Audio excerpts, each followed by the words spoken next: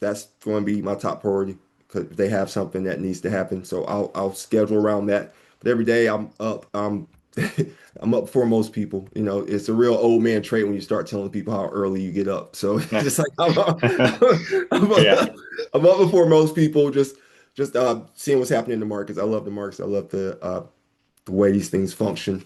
And then, yeah, so by the time most people probably start their day, I've accomplished a lot of different things. And by the time the market's open, I'm ready to tackle that aspect of it as well. One thing that I try to make uh, time for is to take a break from working every day, at least from like, 30 minutes an hour. Because Hmm. when you're a solopreneur, you will find yourself working, it'll be, 8, 10, 12 o'clock at night. Those Yeah. days happen. They just happen. You look up, you're like, oh, well, this has been a long one. So try to block off time and always try to make time for the family as well. So you have to make time where you're not available. Your time's your most important asset. People tend to Yeah. think that is money, time, because people with money can't buy time. You can't buy more time, I should say. Like you can't buy a way to live longer than you're going to live. Yeah. I think there's that gentleman on Twitter. His name's Brian something, but he has this don't die thing. And he's 50 now and he looks like a 20-year-old, but he spends several million dollars a year on medications, injections, and things like that. And he looks super healthy. But you're right. Time, you can be a billionaire and be Elon Musk, but you still can't fight, death and taxes. So that's Right. absolutely true. My wife and Um, I watched that. He has a Netflix special about him. yeah, Yeah, yeah, my that wife's was another very important part of all this, man. She's a great that's part. cool.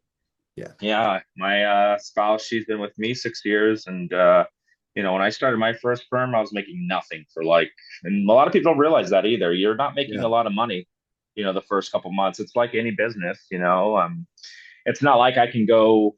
Maybe if I were to go door to door and I had a landscaping business and I go for a week, I can land a client or two clients and that'll cover my bills. But with IRAs, you're paying a couple $100 to register with the state. You're paying a couple $100 for your fees, for your licensing, your LLC, everything. And then you got to buy the CRMs and you got to buy the technology and then you got to figure out like what partner you're going to be with. So it's a long process, and I agree with you completely. It's not something where everyone can do it at the end of the day, especially given the volatility and just having to be responsible for somebody else's money at the end of the day. And so, given that extra burden you guys have and everybody has in this industry, given that current market environment, I know today's the first, and obviously the jobs number came out. I think we did like 147,000 jobs. But what's kind of the Marcus single most important conversation you're having with your clients right now, given the presidency and just kind of how you look at the world when it comes to the assets moving back and forth between the U.S. and Europe and the Middle East and all that? What's kind of on your radar that you're seeing is going to happen, or what you forecast or kind of look at to mitigate for your clients in the future? Got you. So yeah, well, one thing I like to think about with clients is, like I said, I'll send things before we start. So we're gonna have these investment statement policies, these risk tolerance assessments, and we're gonna go back to the why. That's why the why is so important. I'll spend a lot of time talking about the why. Why are we investing this way? Why are we? What's the long-term goal? What's the short-term goal? Where are we trying to get? As far as the noise that's coming in outside, I call it noise with air quotes. It's not really noise. There's a lot of stuff going on, but I try to look through that with my investment policy and look at, actual companies and earnings and things. You can't control everything. There's always going to be something if you look at the stock market, if you look at the history of the economy, there's always something that's going to happen. Be it Desert Storm, be it the dot-com bubble, be it the housing recession, or be it COVID, right? And then we just Mm. have what we had at the beginning of the year. There will always be something that's going to happen. There's always something that's coming up. Sometimes I'll tell that with potential clients, the ones or prospects. They'll be like, well, we can't do it yet. There's this came up, that came up. There will always be something. There will always be something that's going to come up. Let's remember why we did this. Let's go through this process and let's get to remember what the end goal is. We like to look far out and pull it back in.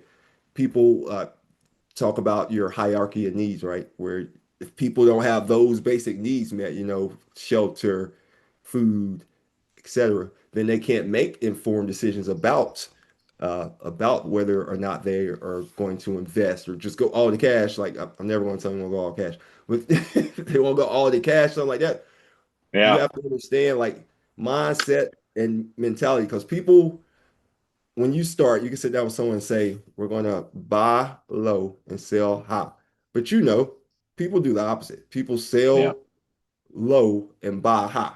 It's just like the mental mind state behind everything. So I think that, and this is for anyone looking for a professional to work with, you should take that hierarchy of needs into looking at them as well when you go into like, is this person, because clients can tell if you're like, if you need this sale or whatever, right? They can tell you, Mm, you need to work with someone who's has their bases covered already so that they're not stressing about their money and making some kind of decision to try to make to make a faster buck or a bigger return, right? They need to be mentally stabilized as well as you. So it's just the mindset. Like I said, we'll pull this stuff out. We'll talk. Like if someone wants to make some big drastic change, why did something change? Did I miss something here? This what we talk about? Our plan in January change from April. And I'm also calling people. Like if I see it going bad or if I see whatever I see, I'll call my mm. clients ahead of time. So April when it went to whatever it went to, I was talking to my clients. Like I was calling them. They don't have to call me in that situation. And I let them know, like, I'll reach out to you if I see something. So they know if I'm not calling them, like, and I'm not gonna call them panicking ever, because I know that in the long run it goes up and to the right. Yeah, absolutely. I think that's a great proactive approach because, when I worked at firms or, I remember we did get the most calls when the Capitol storm into Capitol happened that day. And that was a lot of calls and clients were wanting to get out. And I was just like, man, this is overwhelming. And then of course the major one I remember was when Facebook IPO'd and the Facebook IPO was delayed and everybody was freaking out. And just the day before, they were selling out of their mutual fund so they can purchase the IPO shares and they paid the fees. And Mm, yeah, you're absolutely right. A lot of people and a lot of advisors, especially those that are maybe tepid or just, don't really want to face kind of what's going on, will delay calling clients. And that's where other advisors, maybe like you and other firms, start to pick off at some of those clients because, no one else, like I said before, is going to call them, then you certainly will, I imagine. So that's definitely very interesting. And when it comes to like, the future of the firm and as we kind of close up and wrap up here for yourself and just for with the firm itself, like what's your vision for the firm's growth? Like, are you building a practice around your own capacity or, so I know you mentioned you only want maybe 100, 150 clients and I've seen a lot of IRAs and some of them are well intentioned. Some of them just don't understand anything about how it works. And, they may sell a course on TikTok or something like that, how to become a money manager and hedge funder and all this stuff. But when it comes to your vision, like, are you wanting like a lifestyle IRA? Are you looking to maybe get it acquired or, maybe pass this on to another legacy? But, what's kind of the systems you're building now for the future and going forward for yourself?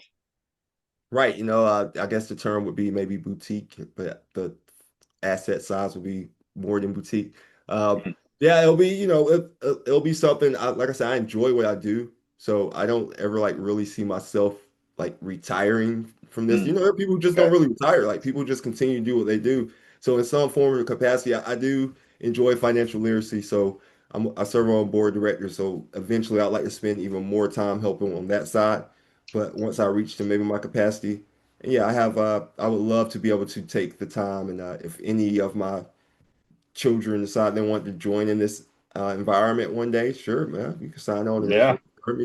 But it would have to be someone, it would have to be someone that would be, that understands me, understands the ABC squared, the philosophies that we live by, breathe by here. We're helping Main Street and Wall Street. We're just trying to help normal people with Yeah. everyday problems. But there are also like people don't like you said, there are people like there are people who have W-2 jobs right now that I know that who would just be great financial advisors. So maybe one day they'll like realize it and maybe they'll want to come work with me. I don't know. But for now, I'm looking just to keep it with myself, grow as needed, but I'm never looking to have like even if I was to bring another advisor on or eventually maybe say one of my children or something, we got to another point, I wouldn't want them to have more than 100 and 150 clients either. Like we're not going to be the place where one person has 500 clients, 1,000 clients, because then we won't be able to do the type of work that we want to do. We're not helping people the way we should, in my opinion. No, you're absolutely right. Quality over quantity is kind of, especially in this game, very valued. I think there are a lot of firms and a lot of advisors that may just turn a client for a couple annuities, couple insurance, maybe throw them into an IRA, and that's kind of the only real talk. And then after that, they're on an email campaign, for example, for updates. So that's good that you have that method and the ideal about, I want to be very boutique niche. I want to know all my family's names. I want to know their spouse's names. I want to know their kids' names. I want to know everything about them to the point that, if someone were to pass out of my clients, then I know what to do next with their money and they know to come to me. So that's a great philosophy. I really like that. You mentioned that, Marcus. Um, Exactly. Have you yeah, ever have you ever seen the show Silicon Valley? Oh, I love Silicon Valley, Dinesh. And I mean, that's So why I sort of got into this business. I used to be in finance and manage money and do everything, but then I'm like, I discovered the data side and I'm like, it's so lucrative and it's better. But yeah, that's so my favorite show. But what's the reference you so were going to so say? in a perfect world, my RIA would work like middle out compression. Middle out compression. Yeah. Like Like, what they were I trying don't to want to get do where it it for the just like show, but yeah, the figuring out the right. middle out. So that would be. Yeah, that's interesting.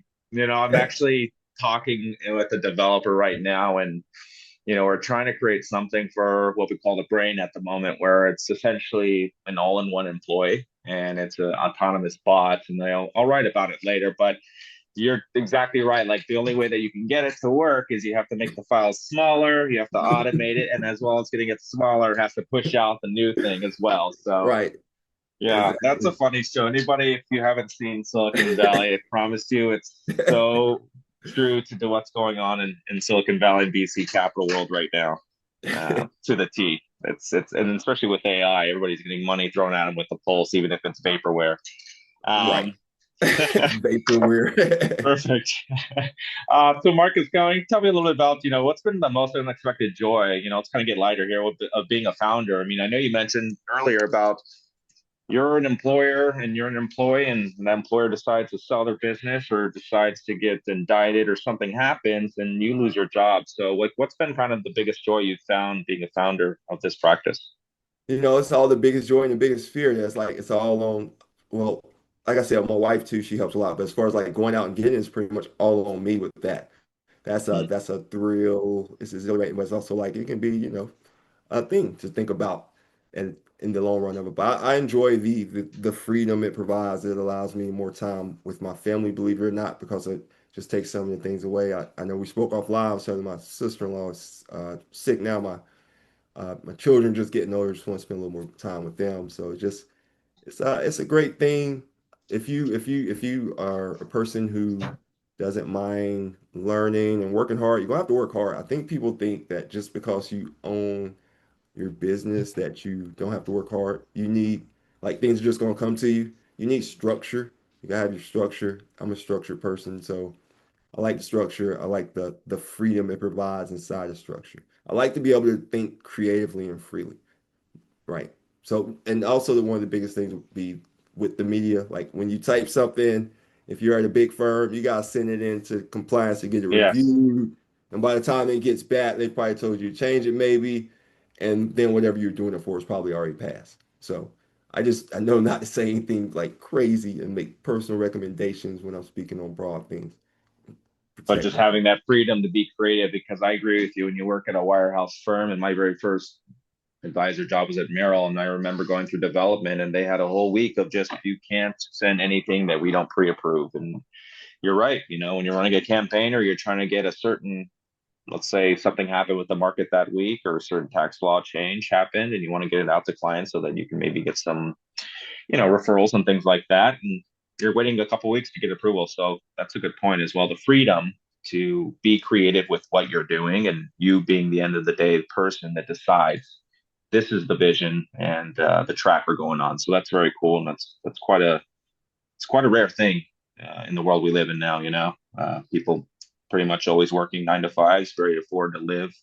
But now that you've got a firm and that you're growing, what's What's one thing that I guess you would say that you desperately wish you knew day one, Marcus, before launching your firm that, if I were to do this over again, or if I were to tell someone else that's new to the industry, what would you do differently than maybe what you've done so far, if anything? Okay, so like I said, you probably will want to work with like another firm to get Hmm. started. But truth be told, I would have liked to start it sooner. I would like to done it sooner, right? Like gotten started in the process sooner, gotten this business going sooner. Because it's like I said, so with the creative freedom, with the lifestyle that changes, you still have to work. You still have to work very hard. Like don't think that there's like a magic pill to success for this. It's about the reps, whatever your reps may be. Some people make cold calls. Some people go knock on doors, literally, knocking on doors. It just depends on what it is, but whatever you do, you're gonna have to put in the hard work and you're gonna have to put in the time. So I would I would tell myself to maybe give myself more time for the process. Don't get frustrated with that because I thought, I just thought it would be, I don't know, 6 weeks to get approved, and it ended up being Hmm. almost twice as long as that. So just went that time, but that time also worked out where it just gave me more time to be more creative and just type and write things and talk to people because in that processing time you can't prospect, you can't go out and try to get clients, like you can't do that. So it's just more of giving away information at that time, just giving away knowledge, whatever knowledge I may have. Yeah. No, I agree with you. I did the same thing with the state of Arizona corporate commission. It took what I thought was going to be a month, and it ended up being 2 months because I had a weird structure, and they kept asking me follow-up questions after follow-up questions. A lot of people, and glad you point that out, Marcus, think that if the firm's going to start up within 30 days, and you're going to be rolling in clients and managing assets, and it's rarely the case, especially when it comes to the approval process, which like you said, minimum takes 30 days sometimes. So it's smart that you were like a lot of people, very structured, where you want to build out what type of clients am I going to work with? What's the campaign? What's our niche? What's kind of like how we see ourselves versus the world of other firms, and what's kind of our driver for clients versus what's generic out there. So that's awesome Right. that you guys have that. Now, when it comes to yourself, I mean, besides the firm, we talked about business, we talked about your clients. Now, tell me a little bit more about how can clients reach you? How can firms reach you? Do you have, I saw, I believe you have a website. Can you tell us a little bit about, how clients can contact you and how firms can get in touch with you if they choose to when it comes to sharing clients? All right, yeah. So we have a website, the ABC Squared. You can go Okay. in, get on the Calendly link there. We can connect on LinkedIn. I'm on LinkedIn, Marcus Sturdivant Senior. I have a junior, so Marcus Sturdivant Senior on LinkedIn. Actually have a page with my name that I just said, all in one word, with a collection of some of the things I've been quoted in with the media, a couple of podcasts. So that's like if someone wants to get in touch with me, you can go listen to the podcast. You can read some of what I've been quoting in. Like that's a good way with the media to figure out maybe if you even have the same type of philosophy and investment that I may have, because I'm pretty transparent when I put this stuff out here. Uh, if you think maybe you would want to work with me that way, it would be a good way of seeing my voice, seeing how I operate. Yeah, absolutely. And to readers and listeners, I'm going to include the Skeptic's Guide to Investing. I thought that was a really great initial podcast when I heard about Marcus, and asked him to come on to our initial inaugural post and podcast because being a new firm ourselves, also want to talk to new firms at big firms. So I'm glad that you came on, Marcus, and I will include everything in the short show notes, your podcast, your website, and of course, where you were featured, so that if readers and clients would like to take a look at it, definitely, I encourage everyone to do so. Before I let you go, Marcus, I want to say thank you. Happy 4th of July. But can let me just ask one more question for some of our readers. What's kind of the most impactful book you've recently read, be it finance or non-finance, or what's kind of a book that you're like, I found myself reading it a couple times. It's had different iterations or understanding and meaning to it every single time I read it, and it's helped me in my business life or my personal life. What kind of book do you think that would be for you? All right, so it's interesting. I didn't know that you realized I was a reader. I do like to read. Like I read different types of things all the time. So like I read Yeah. like two or three different types of books at a time. Like one thing is like just technical, like Mm. for like right now I'm doing CFP study, so I'm reading that technical stuff right now. So I'll spend yeah, I block off time for reading every day too. So I'll read that. Then I'll have something that's not technical, like I'm reading The Wealth of Nations now, but I've read like stocks for the long run before that, 10x easier than 2x. But the book that I kind of continue to read and I love is The Art of War. Once The Art of again, War. so That's a good one. cliche, but The Art of War is just as far as like sitting back and seeing the vision and knowing different things. I really enjoy The Art of War. Yeah, that's perfectly eloquent. I can definitely agree with that. It's one of those books where reflection, understanding, and just making sure that you know thyself. Essentially, that they know thyself, Right. and that's really cool that you have that book as your approach as well. So, Marcus, I want to thank you so much, and like I said, I'll definitely include everything for our readers and listeners in the show notes. How you can contact Marcus, his firm, a little bit more about his other podcasts and features he's done. But again, thank you all for listening to the initial inauguration of Behind the AAUM. And Marcus, thank you very much for coming online with us as well. Yeah. Thanks so much, Stephen.